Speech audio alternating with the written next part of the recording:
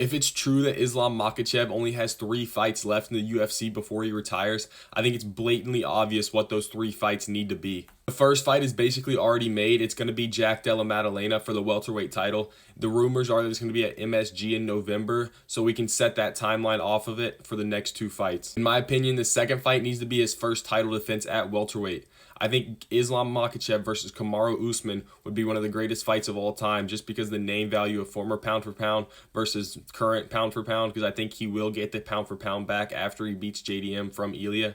I don't think Ilya should have ever taken the pound for pound from him, but here we are. So Kamaru Usman's going to win one more fight, and I think Islam versus Usman is the fight to make for Makhachev's second to last fight in the UFC. The final fight for Islam Makhachev in the UFC is Ilia Topuria. We don't know yet whether it's going to be at 170 or 155.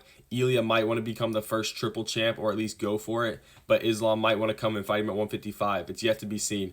But I think Islam wins the fight against Ilia at either weight class and rides off into the sunset, and at that point I would consider Islam as the GOAT of the UFC. This plays out, he would have 2 wins over Volk, a win over JDM, a win over Kamaru Usman, a win over Ilia, and also one of the longest win streaks in the history of the UFC, as he lost one of his first fights and hasn't lost since. So I would have to consider Islam as 100% the GOAT. He was the first Dagestani wrestler with such dominant wrestling to be extremely good at striking as well. So skill for skill, he's the GOAT, and his resume, I think, would put him as the GOAT.